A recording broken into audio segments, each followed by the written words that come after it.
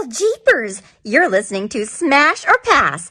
Hello everyone, welcome to another interview on the JayBee and Milly channel. I am JayBee and of course with me is Milly. Hi. And the special guest who we have here today is Joe Sichta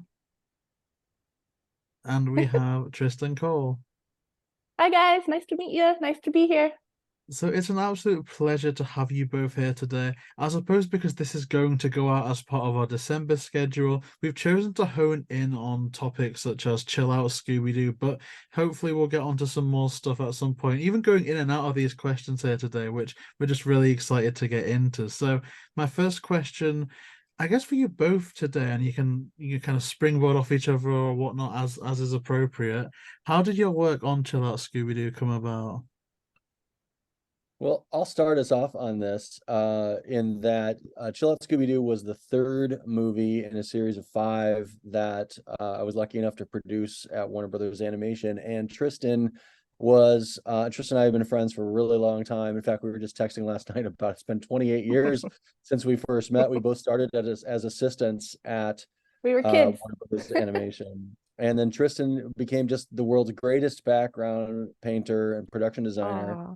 And she painted on all of the Scoobies and the TV show What's New Scooby Doo as well. Mhm. And so the privilege of having her on all these Scooby movies, and then just her understanding of what made the Scooby world tick, the atmosphere and the color palette that we were trying to go for, that gave us all this great moody stuff. I'm gonna turn it over to her in a second, but I just wanted to touch that note that Tristan had so much to do with the feature feeling of these DVD movies that we did, because it really we were trying to extrapolate from the TV show Cinematic. into your cinematic feeling. So Mhm. she was behind so much of that.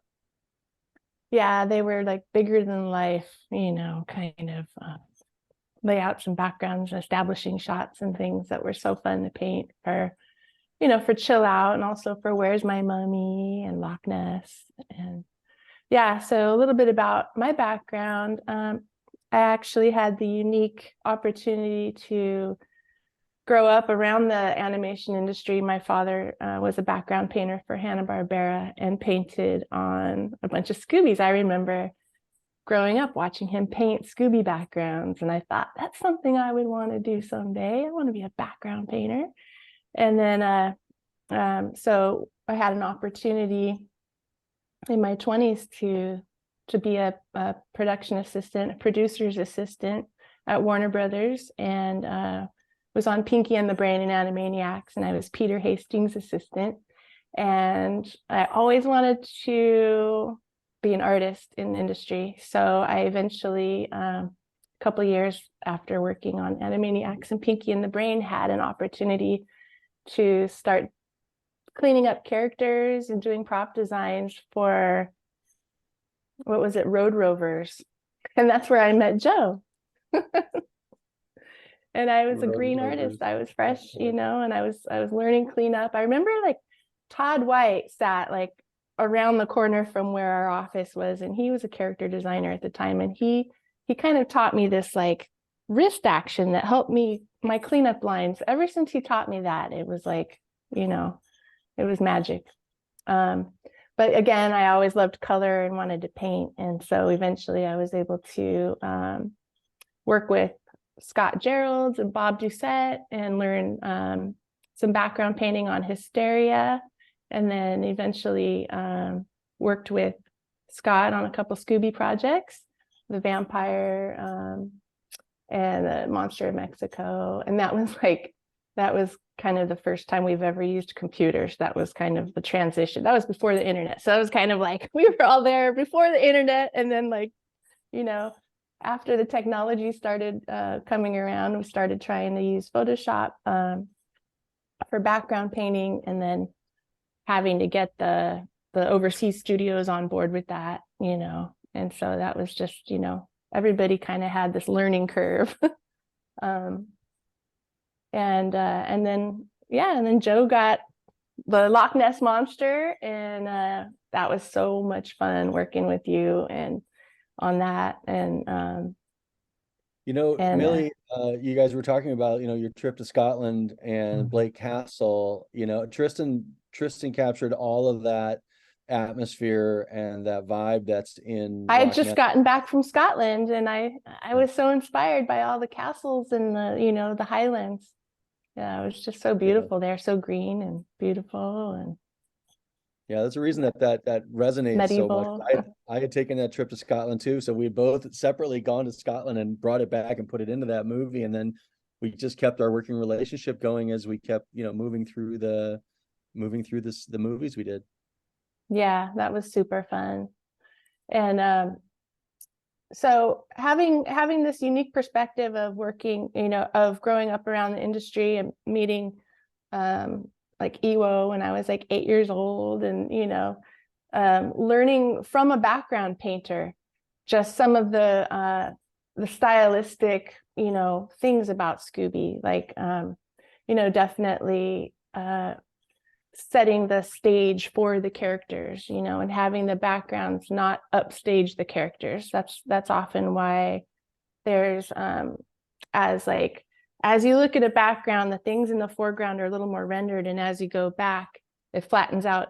It gives the eye a space to rest, and it gives like a nice background for the character, so you're not trying to compete for that. And that's something that that Paul Julian, one of the original background painters for Scooby, that style worked really well, and that's how he painted.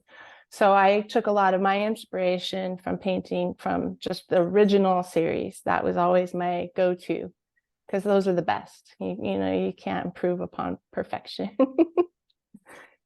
Yeah, I'd say when you mentioned the Loch Ness, to me that's kind of Scooby perfection. I mean, I'm always excited to hear anything new that I don't already know about that movie. So to hear that you'd also been on a trip to Scotland just beforehand explains certainly why, it was so immersive with the backgrounds and everything. There's just something about that movie that resonates so well. Yeah, that movie was magical for me. I mean, I just, I have so many just memories of, that's my office was like right across from Iwo's. And so every morning he would come in and he would lean on my door, and we would just talk, talk about anything and everything. And I was like, I got work to do. And he's like, that's okay. Keep working. I'm going to and he would kind of, it would kind of interrupt me a little bit, but then I learned how to work through it. And through that, like, I actually kind of learned some stuff from him too. Like, he wasn't really like into critiquing color that much, but he was really into critiquing like the background layouts and just how to make it more Scooby. And gosh, he actually, I have it somewhere here. He actually he sketched a little drawing. Oh, here it is, of basically like, I hold it up. These are some of his original sketches. Wow. Of basically how to take a haunted house and make it look, more of the Scooby world, or even a tree. So basically it's about the kicking off lines, kicking off angles, so that there's no like parallel lines. It kind of stresses the, it kind of gives it a little bit more like a crooked feeling. And then if you want to make it haunted, you just don't turn the lights on. You have like, the windows don't have lights in them, and that automatically makes it haunted. So that was one of our little conversations we had. But I just love those little scribbles, and like literally those drawings are amazing. Look at the little cobweb in the corner, and like just the little details, crack in the window. And see, it's amazing how a roof and a couple of windows can be so distinctly Scooby. Yeah. Like, and you those can recognize shapes. that instantly. Yeah. He drew a little bird on there. I just noticed that. Oh my gosh, that's amazing.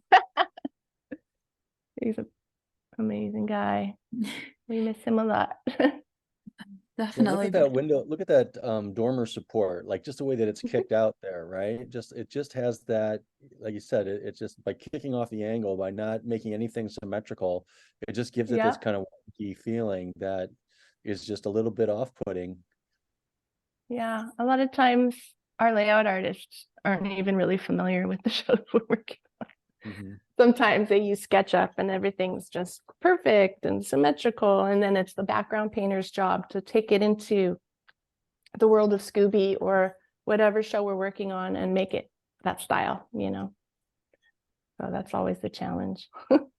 Certainly. Well, we do absolutely, love the world of Scooby, and it's always interesting to hear kind of, how, like you say, the advice that's been given and how that's been brought forward through time to kind of keep Scooby somewhat core to the originals. And one question that we do have, and I don't know if Joe, perhaps this is something perhaps more to kind of direct to you, but in terms of, the direction of Scooby and things like that, how does, typically stories come about? So for Chill Out Scooby Doo, how was it that story kind of came to light? Sure. I think we had talked on our Goblin King podcast that we were sort of taking a genre movie approach to Scooby at the time, throwing them into different kinds of movies to see what would happen. Just that was the fun of it, right? So Loch Ness was like a Hammer horror movie, and Chill Out. Where's My Mummy was a David Lean epic, like Lawrence of Arabia, and then we had Chill Out come up, and it was like, well, this idea of doing a mountain picture, of doing like a Iger sanction, these kind of classic, 60s and 70s movies that were, had in some way had something to do with mountain climbing, combined with, obviously it started with the monster. It started with, hey, can we do a Yeti, Bigfoot, Yeti monster show, and the idea of marrying that to the genre of mountain picture. And I actually went down to the before everything was on the internet, as Tristin was saying, before this was the internet, I went down to the Writers Guild library in Hollywood and went through some old scripts from old 50s horror movies that were about the Yeti, and just tried to capture the tropes and the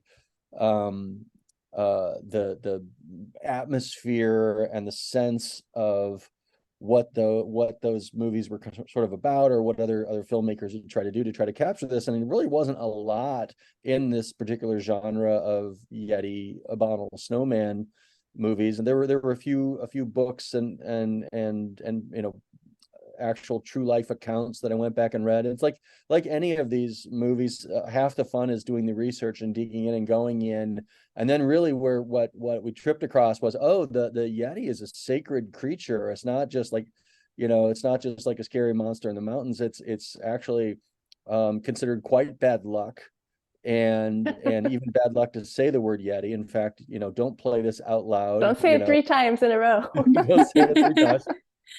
And particularly in Nepal and along the border with in the Himalayas. And so, really digging into that's what gave us the hook to get into, like, really making this feel lived in that, that's why it takes place at the base monastery. And there is a monastery at the base of Mount Everest, and they do have a Yeti skull there that's kept by the priests, that they, is this kind of pointy capped. If you probably can YouTube it and find, that there's these high priests from in the monastery will bring out this kind of, domed skull. It's not a full skull. It's just like the top, like if you cut the Yeti's head off right here, and it's like they, this is traditionally, and it's hundreds of years old, that they say this is the skull of a Yeti. And so, and these are well documented and deeply folkloric legends in that part of the world.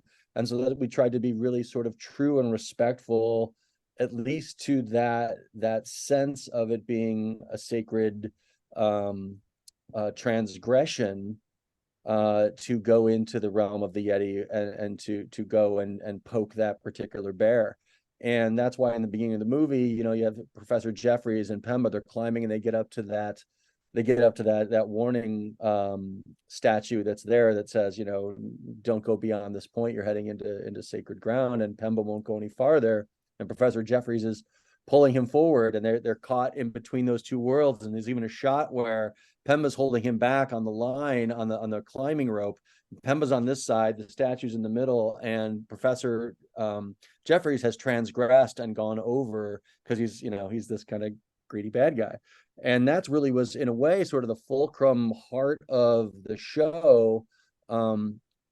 In terms of sort of the dramatic tension, and what we felt the driver was that we could make a feature length or near feature length story out of it. And then we just married that to a love story with Minga and Dell, to build in a love story. How fun would that be? I love that you brought back Dell. He was one of my favorite characters. It was controversial, but we just loved that character so much. Tristin, by the way, going back to Loch Ness, Tristin was the one who recommended Fish, that the song band by Fish, back for on the chain music for Dell's band, and they let us do it. They let us do it. Yeah.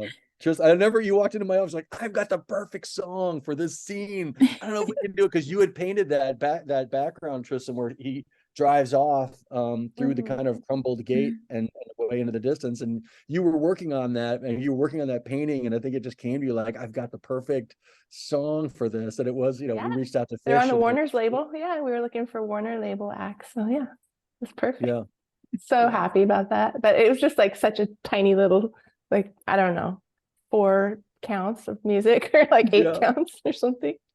No, but it was enough. Those details that really make it stand out. That's the funny thing. I think that's the funny thing about making these too. On the day-to-day, it is those little details, because animation is so minute, and you're dealing with scene by scene, image by image, shot by shot. We live and die like by these little details, these little fun stories that we remember making, because it's on the part of our life, part of our just like experience. We try to squeeze it in a little bit here and there.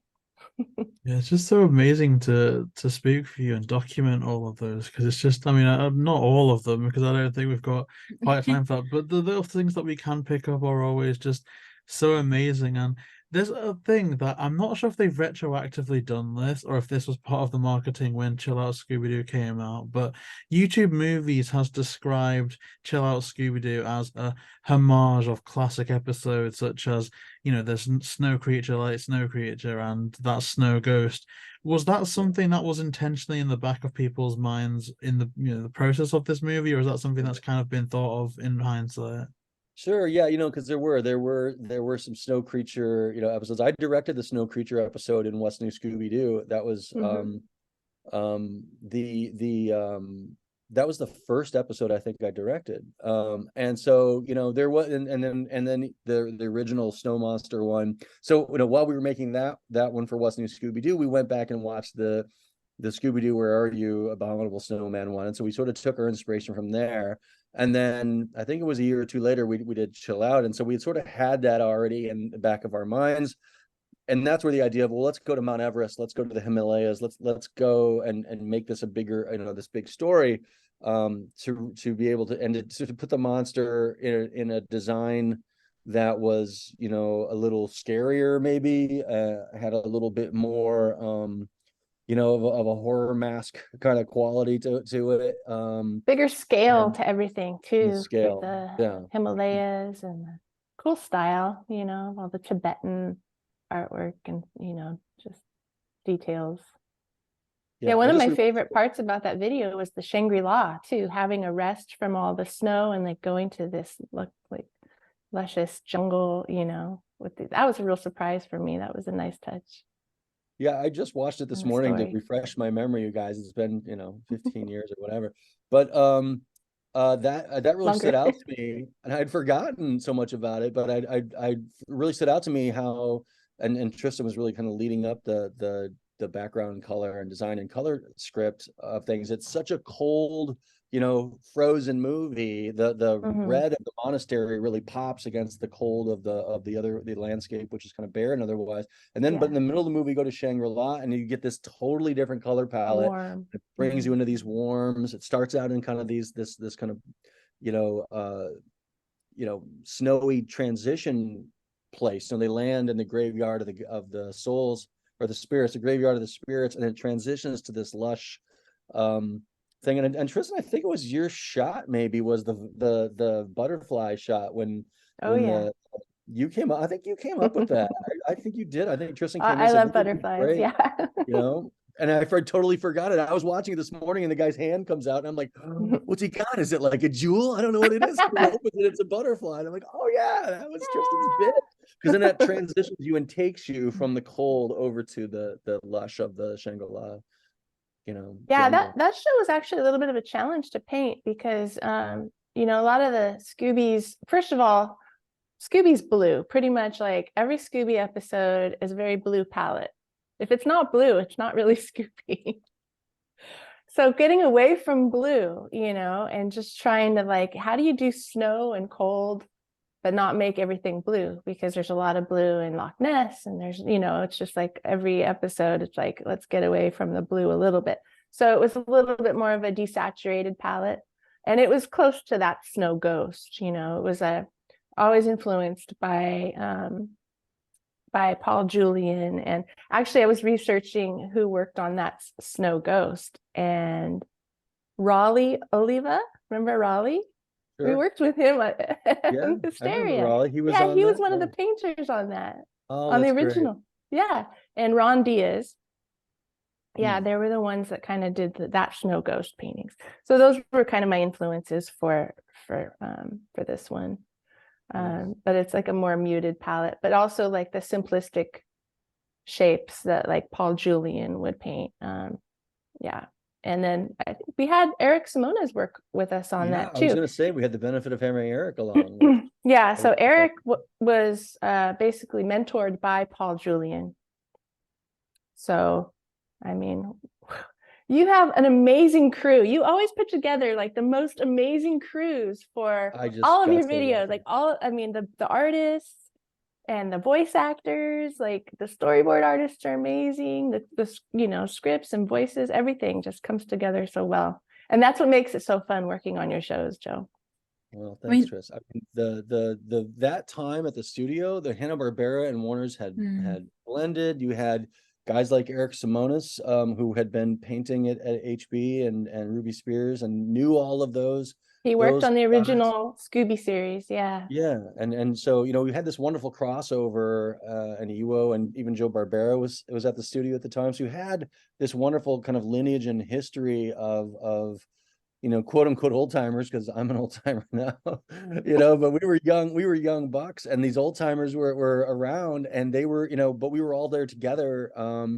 And it's like, animation production, like what's next? Like, how are we, what are we moving on to? And you just throw in all these wonderful young people who are kind of up and coming, all these talented and experienced, journeymen and women who had been, working in animation for many years, and bringing a fresh They made eye. the shows that we watched when we were kids. Yeah. Totally. And we have to also talk about Kathy Castillo, who was such a great character designer, and just all her work, on Chill Out, all of those versions of Shaggy and Scooby. I think in Chill Out we do more costume changes with Shaggy and Scooby than we even usually would do. The pots and pans suit of armor with the forks and spoons that Scooby's wearing when he's being the security guard, and then when the gag we do with Shaggy and Scooby, like Scooby's dressed like a manicurist and with a big blonde wig and doing and Shaggy's got the cucumbers on his eyes, all these different funny versions of gags. Kathy Castillo, who did a lot of our character designs on Loch Ness, and Where's My Mummy, and worked with Jim Stenstrom, who designed a lot of kind of the main. Jim Stenstrom, was sort of master of main characters, and Kathy Castillo sort of the master of scary characters too. Like scary, yeah, right.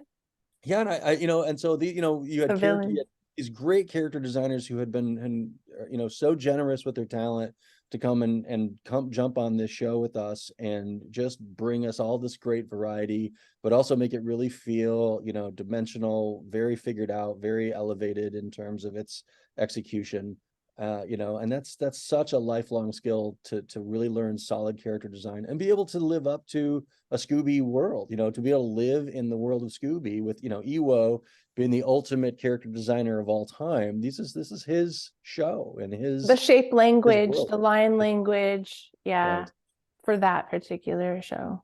Yeah, how much detail, what is the empty space, what does the empty space look like as much as what lines go where, how open is the design.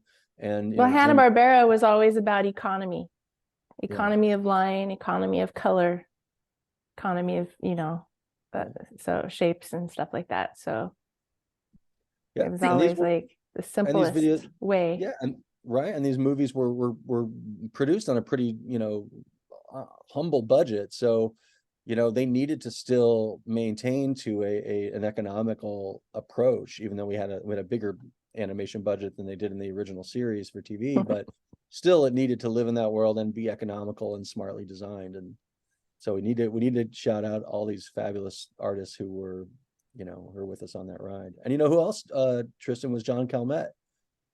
Yeah. Batman animated. Yeah. John Calmette is just a legendary journeyman background painter. He's still out there, cranking, doing amazing work. I think he painted the Shangri-La stuff. He did. Beautiful. Just beautiful. Yeah. He's amazing. I got to work with him on Dragons when I was at DreamWorks. We went over and John came over and was, always doing just amazing work. So I felt very lucky that I think we just got John, for a couple months on Chill Out. He just was, jumping between projects at Warner Brothers, and we were able to snag him and have him on Chill Out. I think he worked on Goblin King with us too. I bet he did. He do some I think background you're right. painting on that? I think he did. I think he came in. The bar scene. Yep. Yeah. See, it's More amazing. colorful. It's amazing to hear you talking about this, because I think a lot of people would refer to it as well as like the golden era of Scooby. It just seemed like so much was achieved within these movies and this era. So, quite often we'll have a movie that is based in a city, whereas what this era did was take you traveling with it. It's almost like the backgrounds took you to an entirely different country and you felt like you got a holiday from a movie. It really did kind of take you along, in the journey with it. And I guess, like I said, everything from the backgrounds also to the design of the characters in this era, everything just seemed so perfect in so many ways. And I know you'd started to mention there about, some of the designs for the characters, some of the costumes, things like that. There is a moment in this movie where we do see the gang, I think they're in Paris at the time, in a different outfit. Do you remember kind of what the inspiration was for that, in terms of if it was just, there's a fantastic artist on board, let's get a few designs going, or if it was kind of experimenting with new looks at the time? Yeah, that was all Kathy Castillo. Again, Kathy is just the master of, I know she's the one who designed Daphne's raincoat look in Love that. Loch Ness. That how I like that look. That was always amazing. Isn't that not the best? I mean, that's all Kathy, and she, she was just the master and really, got put through the ringer. We all got put through the ringer for the TV show, What's New Scooby Doo. Like we were just background designers, character designers, we were just cranking every week to get that show a lot out. going on. The costume changes, lots, so she was just had just come off the series. And so she was right in that mode of, hey, what does it look like if the gang go to Paris? And she's the one, she really understood it. Daphne would go haute couture. She would go high fashion. So she gave Daphne these extreme glasses and the hat and all the shopping bags. And she knew that Velma would be, would be pretty satisfied with her look and maybe kick a beret. And otherwise, Velma's perfect. She doesn't need to change. And Fred would be an idiot American tourist with the I Love Paris t-shirt, which is, we had a kind of a running gag at that point that to just kind of make Freddie an idiot, just have some fun with him, because he was such a stiff. So we sort of just subtly played, not to make him like an overt idiot, but just to make him a little bit of a dork. And yeah, so that was Kathy. And one of the great joys of projects and teams like this is you're just working away and you're on a scene or whatever in your office, and you hear a knock on your door, and it's Kathy, and she comes in and she says, "What do you think of this?" And she just lays out 3 or 4 drawings, and you just laugh. You're just like, "Oh my god, that's hilarious," So that, every day, I like to say every day is Christmas in animation. And working with Kathy, and Jim Stenstrom, who did a lot of the Antoine Lafleur and Professor Jeffries, I believe he designed them. I think Jim Stenstrom figured out the monster. I had done in sort of I think I took I found like a Halloween mask that kind of had some interesting features, and I sort of did a rough sketch more or less. I kind of figured out the body shape a little bit and some of the features in the face, and then Jim just took it and locked it in and made it work. He's just great at that. And Jim had done all the designs and even directed Zombie Island and Witch's Ghost. And so, this was Jim's at least second, if not third or fourth round through the world of Scooby, and just really understood that design sensibility and had the respect of Iwao, to take on this world and design these things. So, that again, it's that thing of we've got a rough idea what we kind of want to do, and then these fabulous artists take over and really put it where it needs to be, and elevate it beyond what you had hoped it would be. And that just continued. We rolled right from Where's My Mummy back to the series, back to Chill Out Scooby Doo, back to the series, up to Goblin King. So we were always bouncing back and forth between the movies and the TV show, the movies and the TV show. So there's about a 6-year period there of, I think we did 3 seasons of What's New Scooby Doo and 5 movies. So, and we tried to somehow find the balance between being on the series and jumping on the videos, and being on the series and jumping on the videos. And at the time your head's just kind of spinning. But it's, as long as we can kind of it's all about keeping the cohesive team going, and who's available, and can we keep this group of people that are getting along so well and have a shared vision? Can we all just keep the pipeline going and keep making these great things? And you just ride that bull as long as it goes until the bell. Well, I'd certainly say it was the perfect team and absolutely outstanding Scooby work. And I'm also really pleased to know who we've got to thank for that Daphne look, because I think that raincoat is an iconic thing. To think that it was outside the box a little bit, that it was transparent so it didn't take away from her outfit and things like that. I know it was just always quite iconic, and I must admit it's really nice to know who we have to thank for that. And I think really it's fair to say that any part of Scooby really is timeless. And I know there's one part, I think, in Chill Out where Fred's marveling at his phone and his feature and the features of it. I know you said there was certainly something there about giving him character, but even to some people that's kind of like, oh, maybe that might age, but I don't think it ever did. Was it ever a concern that introducing more technology could ever age Scooby or that sort of thing? Yeah, this is 2006. 7, 6, yeah. 6 and 7, and the iPhone came out in 2008, everybody. So we thought we were right on top of it, Well, oftentimes like animation artists are on the cutting edge of inventing things for the future. Like we have our cartoons, we have to we think of this stuff and it's not available yet. And so we were at that, and I remember at that time in the series What's New Scooby Doo, we had the Natless in the upgrade to the Mystery Machine was this navigation system. And so technology was burbling into our lives.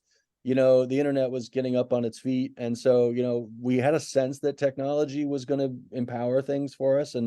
But we couldn't foresee really the iPhone happening. But the idea of satellite phones, the idea of tracking, the idea of being able to talk to anybody anywhere in the world at any time, and then the limitations of that, we were playing with that idea. I lost signal. I can't quite get, so technology wasn't quite working, as it still doesn't quite work half the time. But we played with that, right? We played with, well, you can track him. You lost the signal, but you can maybe track where his phone was, and so that idea of and also getting up to the weather station to use the satellite phone, those sorts of things gave us sort of attention to be able to play with and chill out, because there's that line from the High Llama, so expertly voiced by James Hong, who is in Everything Everywhere All at Once. And again, this cast that we got, we can get on to cast in a minute, but this amazing cast. So there's James Hong, and he's reading this line, we have no such modern conveniences here. This idea that we have technology in Paris, and then we get up to the snows, you transgress into the realm of the Yeti, and technology is not working anymore. You're cast back into the quote unquote, primordial land, where your modern conveniences won't help you. It's going to be guts and grit. And that was intentional. That was something that we wanted to play with. That's amazing, because there's so much that you can deep dive with a lot of the design choices and all the aspects of things. Like, we've spoken about how blue Scooby is, and even that's so true. Even going back to episode 1 of Scooby Doo, Where Are You? What a Night for a Night.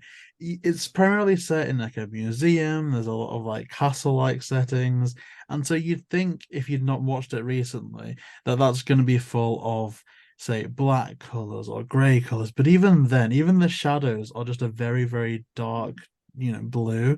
So it's so, intrinsic to those characters and that setting. And so when it comes to the Himalayas, a lot of that, as we say, would be whites, grays, and blues. And then when we get to Shangri-La, you've got the luscious green grass, you've got red. To what extent was that either, we're going to have a lot of these colors throughout, we need a break from that, so we're going to write in this Shangri-La place? Or was it just a happy coincidence that we got a little bit of a break from the admittedly good, Himalaya setting as almost a bit of a palette changer? Well, I'll tee you up for it, Tristan, and you can talk to the technical aspects of it. But we were always playing with the idea of opposites. And so we wanted to really lay in, a long duration of getting up into the snowy, cold, desaturated, color palette. And then when they do go to Shangri-La, if you remember, they go up in the balloon and they go up above the clouds, and suddenly you have all this sunlight. You have this yellow palette come in. There's this real changeover right before you even get to Shangri-La. They were switching out of this cold palette, and suddenly you're very warm. And we wanted that to sort of be the precursor that brought you into the big palette shift that was coming. So always playing with this kind of diametrically opposed big swing from one thing that that's halfway through the movie before we get there. So we really got you into this space, and then we can slingshot you to the other side of the palette. And also the radio station, that was another warm right. palette. Right, all that kind of brought you in from the cold browns, and red. The table in there that's kind of red, like all this warm happening. Whether sipping cocoa inside the they're wrapped in blankets, and Del's even in warm colors. That's a great point. It's so frosty outside, and the warming hut of the weather station is the only safe haven. Mm-hmm. Yeah, I certainly think there's elements that certainly makes this movie feel quite warm. And I think another sequence that does, and I think it's maybe just the Christmas association, but the chase sequence where we see Shaggy and Scooby dressing up as Santa and Rudolph, we absolutely love that. And I think anything referencing Christmas makes a lot of people feel quite warm and fuzzy inside. But was there ever any conversations about perhaps going down the Goblin King route and making this a kind of a seasonal special, bringing that Christmas element in a bit more?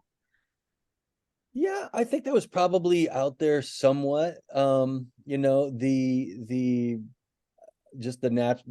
because we're dealing with snow and we're kind of dealing with it. It was a natural fit to bring that in. Certainly these DVDs did release around the holidays. I think they were on like a 6-month release schedule. And so there probably was some conversation that this would be a holiday release. And actually, if you've ever seen the actual hardcover DVD, they really went off in terms of the packaging. It's got like a texture to it. It's got like a glitter, almost like rough texture, snowy texture all inside this sleeve. And that was because it was a holiday release, and they actually had done something the year before. Warner Home Video had done a How the Grinch Stole Christmas remaster, and they had done that same treatment on it. They wanted to reuse that. So there was some discussion, I remember, about, maybe that is why we ended up sticking Shaggy and Scooby in a Santa gag in there, in that there was the sense of that this would be a fun holiday movie, and that we ended up getting, really nice packaging on top of Iwao's design. That I believe, Tristan, you painted the cover. You painted the Chill Out Scooby Doo. No, poster. they Warner Home Video has always had their own they painted like it? artists. You'd paint Yeah, it. because they do like a heavy airbrush. Yeah. Right on. They usually kind of go overboard for the covers, just to punch it up a little more than what we Except do on for Loch Ness, where they totally screwed us.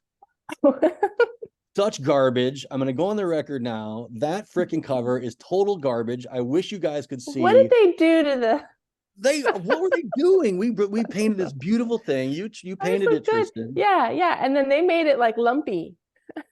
Yeah, they're like, we had like created the monster was like in a mysterious shape, Mhm.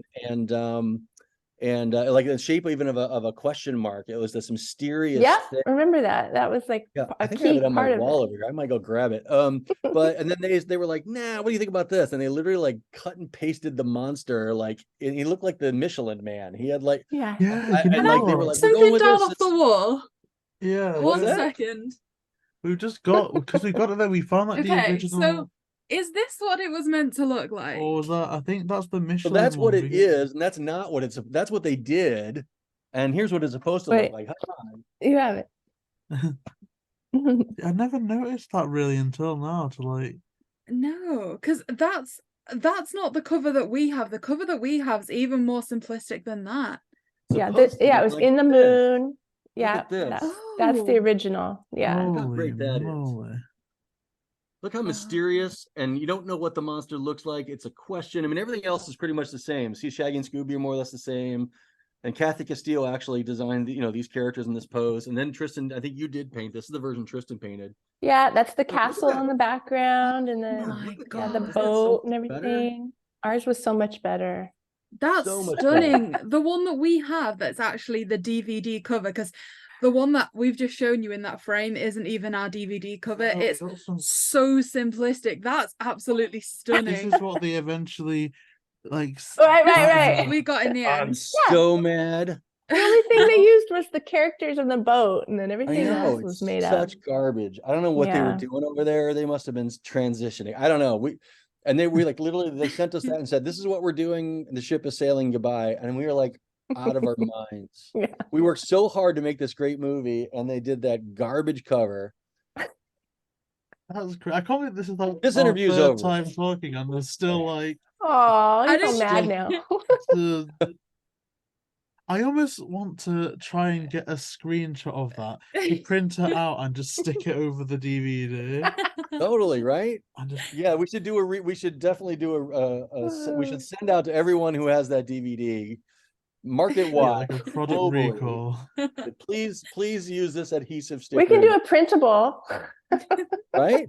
And I work opposite a DVD shop now, so I can easily just take a box through and just like Yeah, Post we can. all You can of just them print your over. own. We'll Just upload correct all it. You their guys print your copies. own and put it in the sleeve. That was so maddening.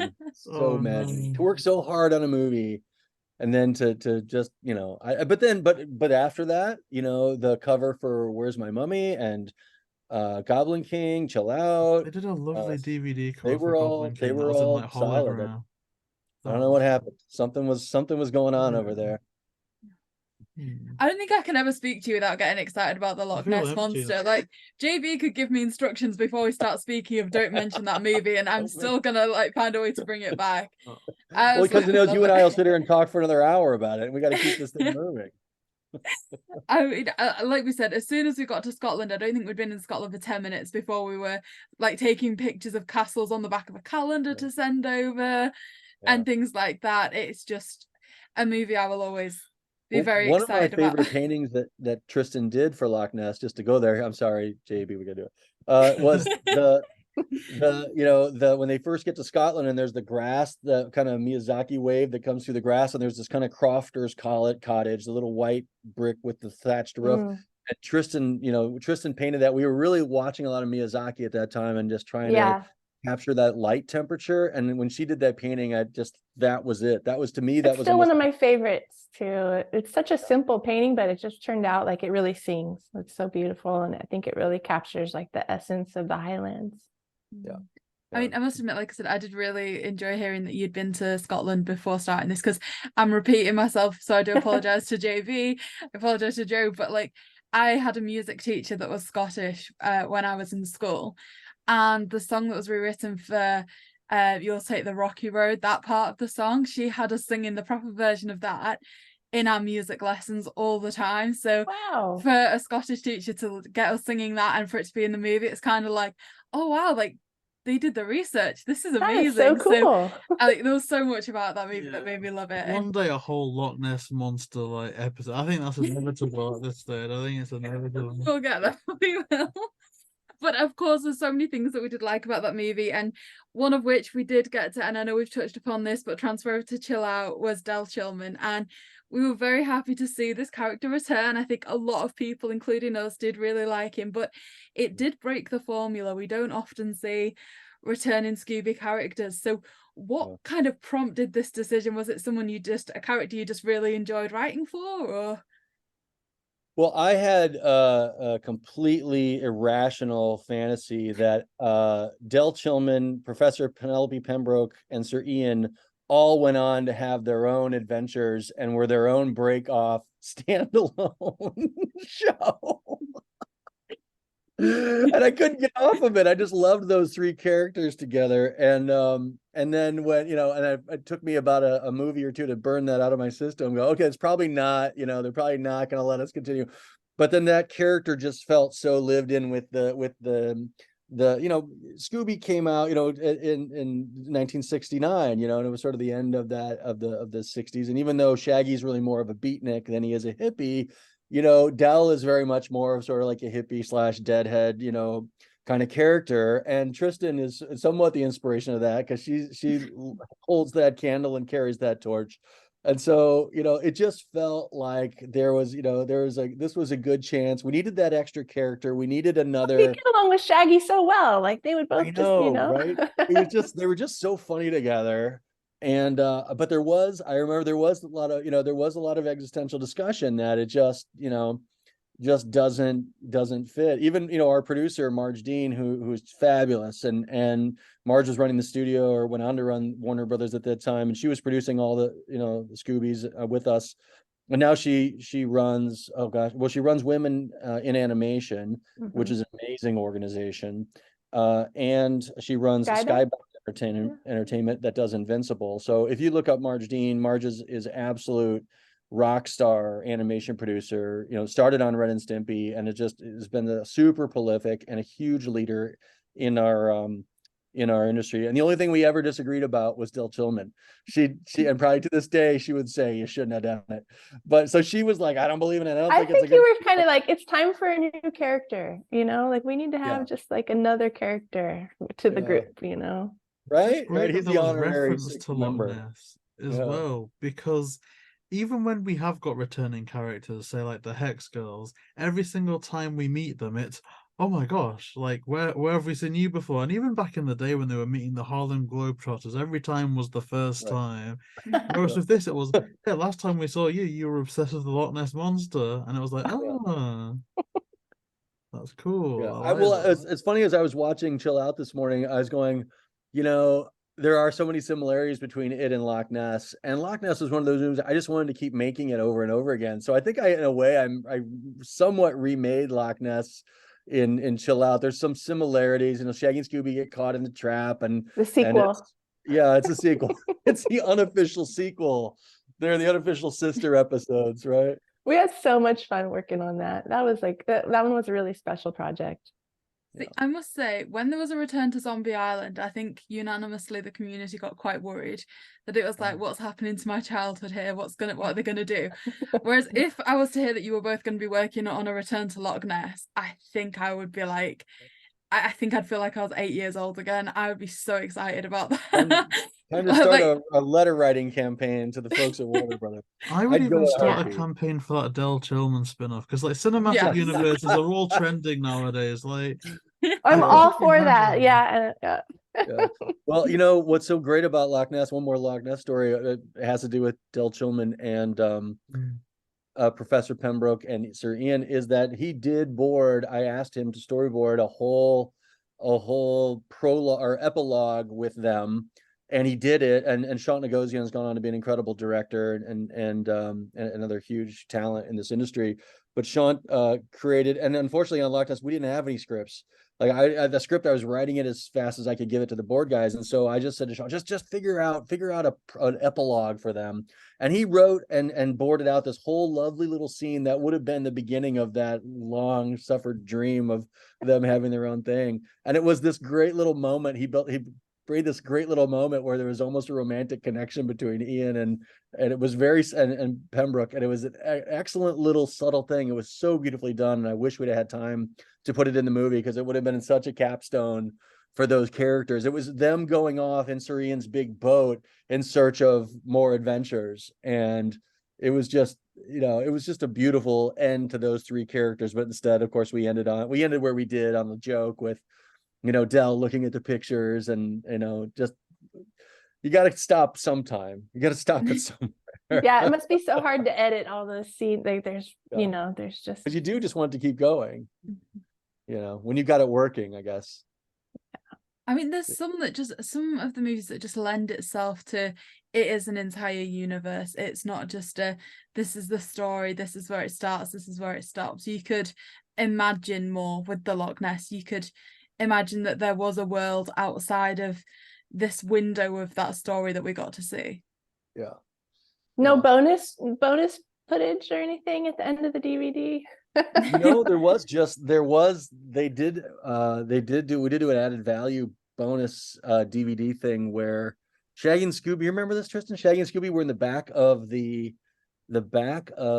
Mystery Machine, and they were using like a DVD player inside the Mystery Machine, and they were watching parts of this is on the DVD, the DVD extras. They're watching parts of the movie and pointing out clues and talking through the clues. And we never did that again after that, but I remember we boarded out a whole special sequence just for that feature, which was was it interactive? I think it was. I think there was an interactive piece. Mm-hmm. Yeah, I think it was. I think you with like your quiz. remote. I think you used your remote and you picked what you thought it was or whatever. Yeah, it was the early days of trying to figure out if interactive entertainment would become something. Well, it's quite sad though, because they've kind of done away with bonus features entirely. Like we get 3 episodes of streaming. the show, but now even on the DVD, like I even miss those games that they used to have where you press the top button on the remote and Shaggy and Scooby would jump over like a rock or something. Like that's just so nostalgic. And speaking of nostalgic, another really cool scene no pun intended, a cool scene in Chill Out Scooby Doo is when we had Casey Kasem as Shaggy doing the DJ voice. Like that's so cool, just hearing Casey Kasem in his element. Like what was that like? Was that an idea that came from you or him? And what was it even like just see him in action? Yeah, I'm trying to think if we had even come up with the DJ idea just to play that gag. I think that's probably where it started. Like, how do we get? I think at some point somebody said we got to figure out how we can get. It's a given. It's a given. You got a radio show, and you got Casey Kasem. So yeah, and Jeff Bennett, who was doing Del, and he did Del's radio voice, and so we had Jeff Bennett, who's a fabulous voice artist, and can do has done so many voices and has been so prolific in the industry. He was doing Del's radio voice, and it was the perfect compliment to have the perfect setup to have us to be able to get Shaggy into a place where he could flip into Casey. And so it was sort of all about setting that up so that we could pull that off, and that was a dream come true. And it was Casey was such a joy in the recording booth. He was just delightful to work with, and he got such a kick out of it, because he never got to be Casey. I bet he loved it. He loved it. Yeah, he was, and he of course nailed it. It was a no-brainer. But that was so many. Well, and in a similar vein, to have Rene Auberjonois doing Alphonse Lafleur. I remember being 19 years old and watching The Little Mermaid and him singing Les Poissons as the chef. And the idea that, Les Poissons. The fact that, here he was in our booth doing a voice for us. I mean, that was like, you're living your dream at some point doing this work, and, you just get to check these boxes off. I would never thought, in my small town in Illinois where I was living, that someday I'd be in a booth with this very, that sequence. I'm not sure how you guys, what your first reaction to it when you first saw that scene, just how brilliant the whole Les Poissons chase around the kitchen is. I mean, it's such a glorious show-stopping laugh fest right in the middle of this, just right in the middle of the whole story, and this just wonderful aside, and it's just so beautifully performed. And so when we had this character, and I reached out to Colette Sunderman, who is our voice director of the casting, if we could get Renee, who I believe at this time was on one of the Star Trek shows, was I forget which one he was on. he was in a recurring character on one of the Star Trek iterations. It might have been I'm not a Star Trek person totally, so I'm gonna blow that reference. But he was still a totally busy working actor, and was able to just come in one day and nail this for us. And then Alfred Molina, right? Who knew you could get Alfred Molina to come in and talk about a guy who just got this character and brought him and just gave you this character, Professor Jeffries, who's so sort of deliciously malicious, just keeping it, he's just barely keeping a lid on it, but he wants to strangle everybody, but he's just keeping it below. Alphonse Lafleur is like a total nut job. He's out there. He's not. He's fully himself. But Professor Jeffries is putting on this sophisticated, civilized person. But he's really this, maniacal, greedy nut underneath it. But Alfred Molina really understood that character, and I do remember when we were talking through Professor Jeffries and how we're going to ramp him up. If you'll remember the scene where Scooby gongs the gong in the monastery, and he vibrates and crashes into the secret chamber, and there's the Yeti statue holding the crystal, and Jeffries walks in on it, and he looks into the crystal, and he's all kind of cracked in the crystal. You see the multiple facets of his face. Jim Stenstrom, our character designer, did that pose, shattered the facets of Professor Jeffries. And that's the moment that we pointed out with Alfred, that Jeffries is pretty, he's just a man on a mission until then, and then he gets the greed and the mania, and so he actually starts to change at that point. He's just a greedy jerk and to start, but he kind of becomes manic when over the edge. It's almost like he's hypnotized by seeing the crystal, this thing he's been chasing. And then that becomes the turn that he's now he's gone from a civilized guy with a little bit of mania to a maniac just barely keeping the lid on his civility. The opposite. Wow. Yeah. He goes for Dr. Octopus mode. He's almost a bit like Krudsky in a way, like the amazing Krudsky. Yeah. And where Krudsky is sort of played as a buffoon, Jeffries is quite competent. He's a competent guy, and what the only thing that's messing him up are these jerk kids. And he would have totally and truly he would have gotten away with it if it wasn't for these meddling kids, right? Good thing for meddling kids. Right. And Tristin, that's one of the things you always used to talk to us about, right? It's just What? that these people would have gotten away with it. These Yeah. Iwao talked about that quite a bit. This whole idea of except for you meddling kids was, these are perfectly competent, it's perfectly rational to dress up as a space ghost and try to scare your neighbors away from the airfield. Totally makes sense. And everything is fine, except these jerk kids show up with their dog and their van and mess everything up. And so Jeffries is very much in that category, right? Of like, this would all worked out just fine, except that he had, these kids had to screw it up for him. There's just always so much heart in Scooby, and that's I think that like the kids are the heart of the it's just like it, and I think like our crew had so much heart too, you know what I mean? I think that's what made this video special. There's just a lot of heart in those stories. Yeah, certainly there was a lot of heart, so much talent. I know, like we were saying, that there's some fantastic guest stars, from having Alfred Molina to having James Hong.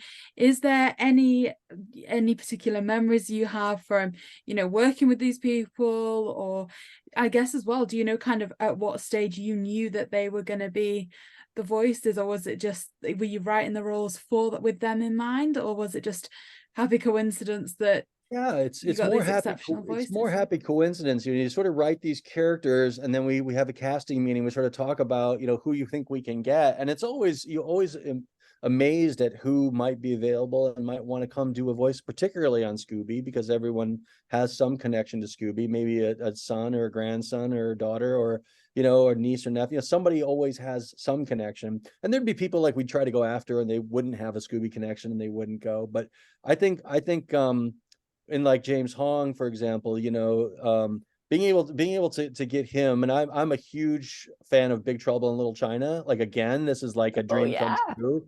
In fact, a running joke with my wife and I is anytime if I'm just going around channels and I see Big Trouble in Little China, I will always stop and watch it, and she will always leave the room. She's like, that freaking movie, and I love it, right?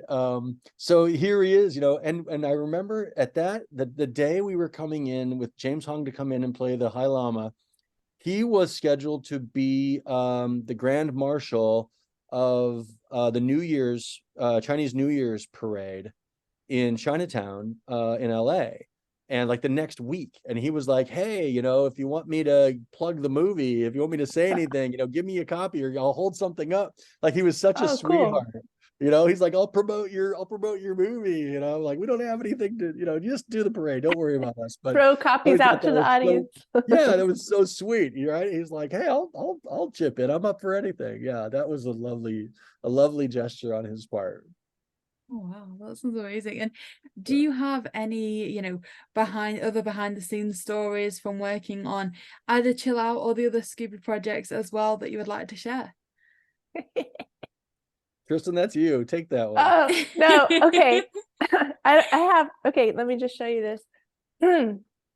I have literally a stack of drawings that ended up, every time I would leave my cubicle or my office, there would be a drawing, like from Joe, or from Jerry, or from sometimes Iwao, but we had these kind of drawing wars going on. Drawing wars, right? About the silliest stuff. Like, I don't know. Find a couple to show you because they are hilarious. A lot of them had to do with, what was that Wind of Knives, guys?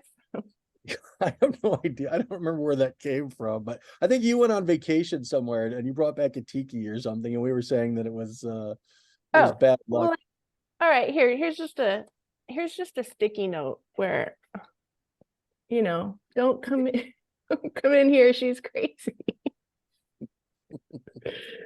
But he would just draw these things and like, ooh. I don't know, he's brutal. He's mean to me. Yeah. I don't know. I'd find these things just, I don't even know what it's from, but is that Iwao? That must be Iwao, right? It looks like it.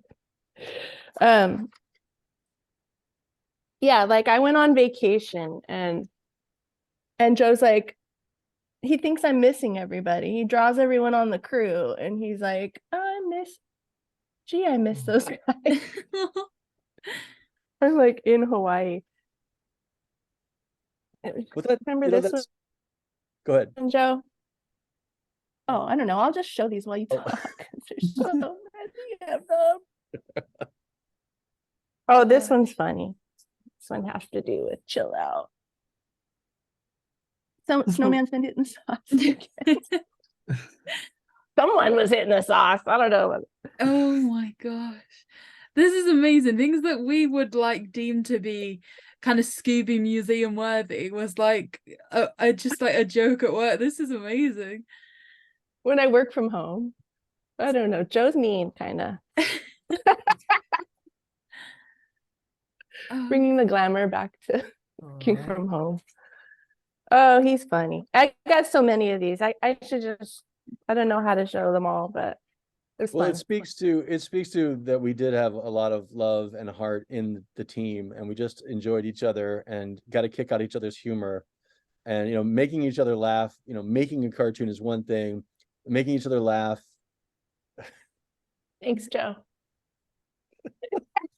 Even just a testament that you kept them, because like if my coworker gave me some piece of paper with something in, it'd be in the recycling bin by the end of the day. But like these deserve to be preserved. Like it's incredible. They have to be preserved. It would be awful if anything had happened to them. I want to get them all framed. Like, they're just incredible.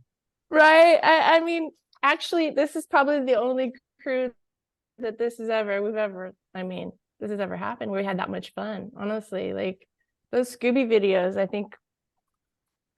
So I don't know what this character was from. Do you guys remember this character? Was this from like this little, what was that guy from? The Wind of Knives. I don't know where Was we that got him from from. Loch Ness? Or was No, that I from, don't maybe it think was from a Guess Who Scooby. Scooby Doo? I don't know if it was a Or, Scooby I mean, reference or it was Not just. What's New? It I might don't have know. been You from went on What's this whole New. Wind of Knives kick.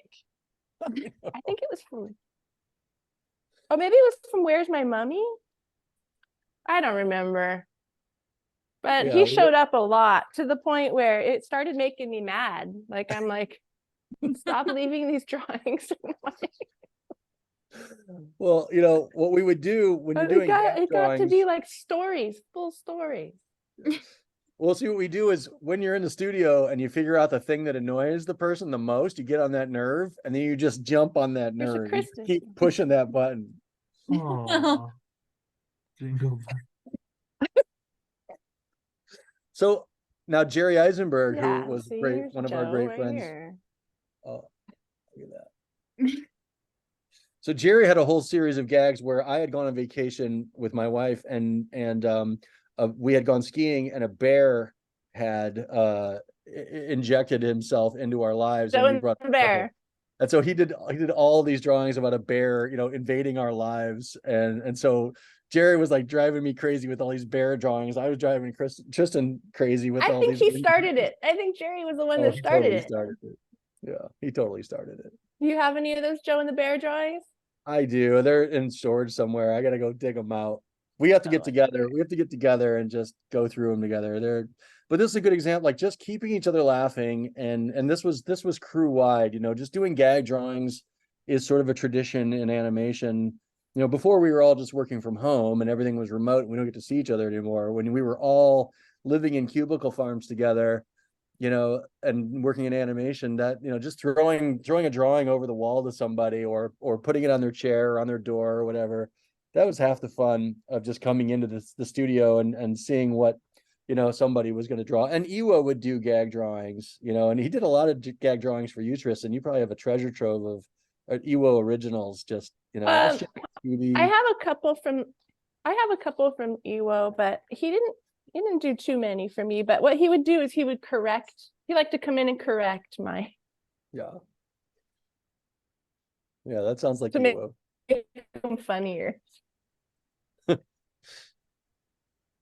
So I don't know, I have to find them, but those were the days. That's the benefit of working in the studio versus working at home, right? Yeah, you get the joy of being with creative people who are really, really funny and really good at what they do and have a lot of heart, and that sort of creates a critical mass in the studio. And I think that does translate into the work. It translates into the scripts, it translates into the designs, that we're having fun while we were making these movies. I drew this one. It was really bad. Joy. Working it out. It was a conversation between Jerry and Iwao, and it said, Iwao, ooh, ooh. So then I said, and then it was kind of like Iwao could never get a word in edgewise, but then Iwao, he drew this. He's like, bullshit. And he's like poking his head through the animation disc, which is way more funnier. So more Iwao funny was than just, Iwao or was laying even underneath punching there up the saying, gag drawings. Yeah. Yeah. I mean, even gag drawings, He's Iwao would great. punch up. That's hilarious. Yeah, that is he would just punch up the gag drawing. incredible. It is Yep. amazing to hear the stories about Iwao, because there's such a legend, and I don't know when things happened in relation to production versus release, but at least from the version that we found on YouTube Movies, at the end of Chill Out Scooby Doo, there is a dedication to Iwao there. What was it like to kind of immortalize his name within these movies and just to honor his legacy at the end of some of these? Well, we were in animation at that point when Iwao passed away. But he had helped us all the way through pre-production, the storyboarding, and the gag sequence. And in fact, the trap gag sequence with LaFleur getting attacked by all of his own traps, the net gun and the darts and the bear traps, that was Iwao, walking me through how to string a chain of gags together, because I think I had pitched him a series of just gags where they were just running around. They were sort of snow gags, this, that, they run over here, they run over there. And Iwao was like, no, you these are all fine, but you're not building the laugh, and this is, like we say, Iwao didn't always come over and give you a verbal pearl, but every now and then he'd drop one. And this day, whatever reason, he was feeling particularly generous, and he came in and I showed him the gags. He was like, yeah, I get, these are all sort of individually amusing, but they're not connected. So you're not building up to a bigger laugh. And what you need to do is string together the gags on a theme so that when you get that last bit, you get the laugh out of it. And so if you watch that sequence, LaFleur goes through and it's one trap after another. He's getting the pointy end of the stick of his own traps all the way up until the final capstone gag where he comes up and he's trapped and he's caught and all the different bear traps are all on him. And he falls over and one more trap comes and goes clink on him and you hear him go off screen. Like that was Iwao like teaching me one of the core, nuggets of wisdom of just, it's not just random gags everywhere. It's light bulbs on a string. It's Christmas lights on a string. You're building up to something. You get a laugh, you top it. And that's what these guys, Iwao and Joe Barbera and Jerry, all these Jerry guys was great at that with his storyboards. Yeah. Great at that. You look at the sequence. Jerry did all the stuff where Shaggy and Scooby get kicked out of the plane and they go rolling down the hill in the crate toboggan, chased by their own gear. Yeah. See, and he did that boom, whole boom, boom. sequence. And then what's the button on that sequence is they land, they crash in the monastery courtyard, and you think it's over, and they look, and here comes all their stuff. And it lands right on top of them. That's classic Hanna-Barbera, classic gag, button on an entire big, beautiful set piece sequence with a great, funny end, and that's Jerry, that's Iwao, that's how those guys taught us to start thinking about these things. And it's no accident that these are the things that we find funny, because they're strung together. It's a series of a variety. It's a variation on a theme instead of sort of a disjointed, and oftentimes those gags weren't necessarily scripted in. They developed just by them doing the drawings, and then they would laugh about it and they would just add to it and add to it and add to it. Totally. I'm sure in the script it just said Shaggy and Scooby toboggan down the hill and land in the monastery. And then Jerry just did all those swooping, funny gags. You come back to them and you cut back to them and they're totally frozen. They have like frozen hair and a frozen like ice mustache. That's all Jerry. Like that's Jerry coming up with gags, visual gags. Coming up with visual gags. Yeah.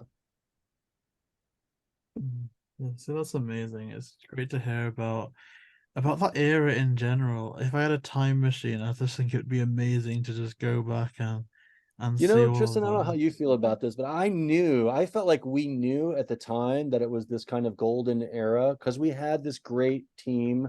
We had this great property in Scooby. We had these wonderful, wise elder statesmen and women who had really had a lot of juice left in the tank still to put on things. And so I knew at the time that it was a golden era. Like I remember thinking, in life you often look back and look back and not know you were in a golden era. But I remember thinking, no, I know it. I know this is rare. That was magical. Yeah.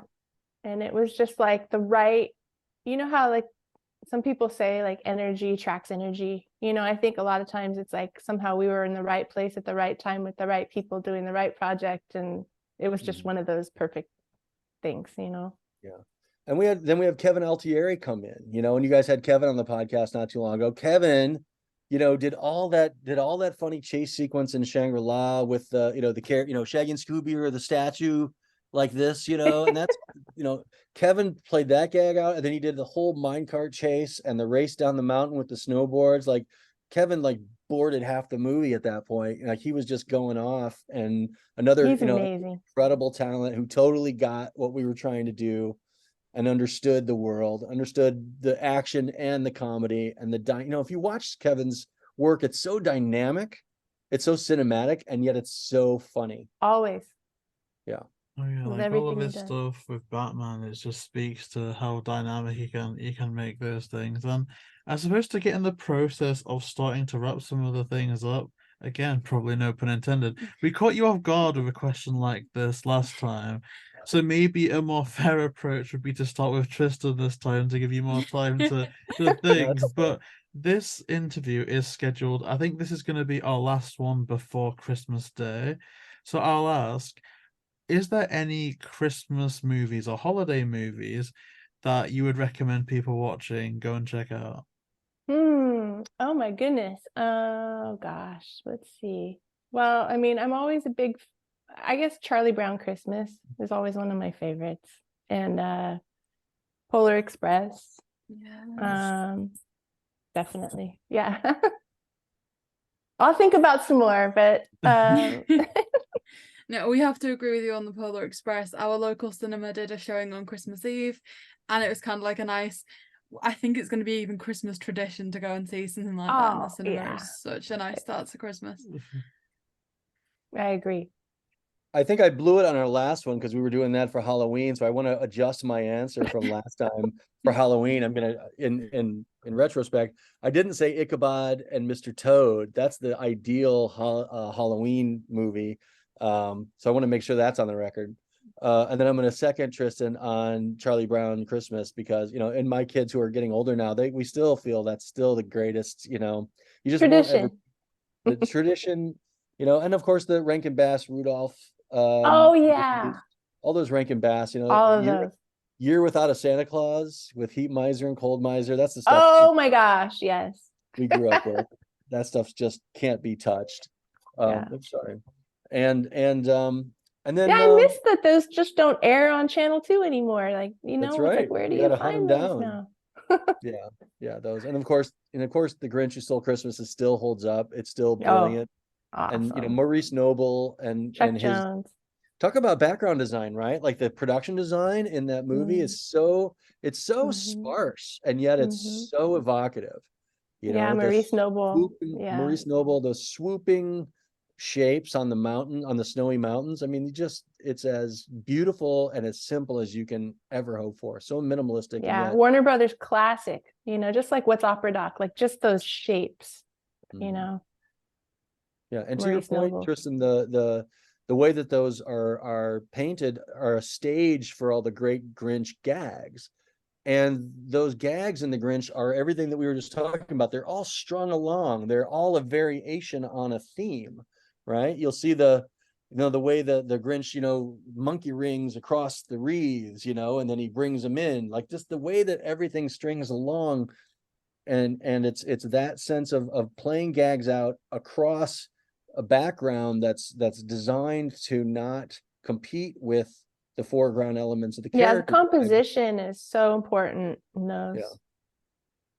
Yeah. So, and then that execution is so perfect in the perfect blend of hilarity and really beautiful character design and funny and outlandish character design happening in the foreground while this brilliant, sparse but beautifully executed background is and the colors.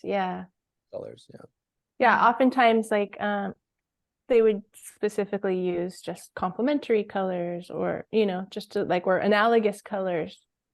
Actually have a couple of examples. This is one that Eric Simones gave me of a Rambo. It's a Paul Julian painting from Rambo. I think that's what he thinks it might be from. But he used a lot of purple and yellow or purple and green, in his paintings. But you can see how like the back of the hills don't really have a lot of detail on them. And then, it's just the lighting is indicated and a lot of atmosphere. And then this is one that Eric Simones painted, I think for Crypto, but it looks very much like a Paul Julian, right? You've got those, look at those shapes. Those are those Scooby trees. Yeah. kind of like eucalyptus or something, but definitely has that Scooby feel from the original season, just those shapes. And how And monochromatic that is, right? How Yeah, those are atmospheric. all analogous colors. It's green, yeah, Mhm. with like a splash of blue. So I don't know. I pulled those out for you guys. I remembered I had them and I wanted to share them because they don't get seen often enough. Thank you, they're amazing. I mean, certainly, the thank you so masters. much for Yeah, finding those are these the things to masters. show. I mean, you've had some incredible things. It's been an honor to see them. We really do appreciate it. And I guess, like JayBee said, unfortunately, we are getting to the point where we're starting to look at the future and that sort of thing. Is there anything that either of you are working on at the minute? Any future projects coming up, or hopefully like another collaboration on a Scooby project that you can tell us about? Well, I may or may not have recently worked on some visual development for a Scooby project at Warner Brothers, but I don't know what's going to happen with it. Well, that certainly sounds promising. We very much hope that we get to hear a bit more about that soon. And I'm going to be pitching them Return to Loch Ness now that you mentioned it, Milly. I mean, I'm only okay with you being on board with that project. If anybody else is working on it, I take back everything I've said. It would be my exactly the worst same. nightmare. But if you're working on it, then we can have a No return one to else Loch could do Ness. it the right way. No. Yeah. No, yeah, that's true. Like, oh, it's just even that DVD cover, like They could go to England. What could they do in England? They could go to the Stonehenge or something. like some Sherlock, the Some Hounds of Sherlock, Azkaban. some werewolves. Oh. See, now we've heard about the spin-off, I kind of just want to see those three characters going around the UK, like investigating know. different myths and legends and things like that. Oh, I'm gonna be spamming emails with like fan fiction and I stuff know. like that. I'm just gonna start writing. Let's start a movement. That's It really was all happening in my head. I was out of my mind. And I think It's already got the I script even written. pitched it. I think I probably even pitched it to Marge. I probably floated it like a trial balloon. And she looked at me like I was crazy. the intro to that show. would Little be, did like, she know, so 20 cool. years later. It still holds up. You know, kind of like the Scooby Doo. Which one am I thinking of? I think I'm thinking of the Mr. Incorporated intro where it's the Mystery Machine. I'm almost imagining his van that had the Loch Ness on it, and then with the lights. Yeah. All the cast of like computers and stuff. Yeah. Exactly. Oh no, that's crazy. I'd love that. I actually would love that. That'd be amazing. Even if they had like a comic book about that now, I think it'd be amazing. I But would be. yeah, that's absolutely So- incredible. I guess that wraps us up for the day. I suppose then the last question that I will ask is there an ideal place for people to keep up with the work that you have going on at the moment, or an ideal place for people to check out what you've done? I have an Instagram. It's called Tristin Paints a Lot. And occasionally I post some stuff after it's been aired. So that's a good place to keep up with me. What about you, Joe? Well, I'm if you want to watch on Netflix, Thomas and Friends, All Engines Go. I've been creative producing on that for 3 years now. So that's been doing really well. In fact, we just had a special on YouTube called The Great Bubbly Build that we heard is just completely outperformed. And so there's a whole generation of kids that are rediscovering Thomas but we're doing it in this kind of 2D cartoony, fun squash and stretch. I love that. Gag driven sort of way. So it is a return to sort of my Scooby roots. And that's been still a lot of fun. So we're still producing those. That is absolutely wonderful. I'll leave like any of the links in the description down below. But yeah, thank you both so much for joining us today. It has been such a pleasure to hear your stories and to see the artwork, and it's almost been like we've been there through parts of it as well, which is completely amazing. I hope that a lot of people watching this will have also felt that way, which they always tend to. So that's incredible. Thank you both so much for joining. Thank you. Thanks for having Thanks, us. guys. Thank you for keeping this alive and telling these stories. It brings it all back. We really appreciate you guys. Well, thank you so much. Like, there'd be no Yeah, it show was a nice without walk down memory lane.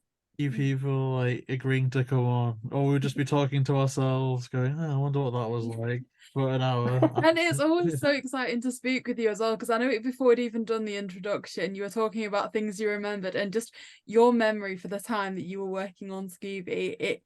it almost kind of brings it all back for us. Like, we're about 130 interviews in now, I think. Wow. And like, this just gets me Congratulations. excited about Thank Scooby all over again. Yeah, this might be exactly our 130th That's by the time it comes out. That's amazing. incredible. Like the one premiere. Oh, that's It really amazing. is. That's incredible, you guys.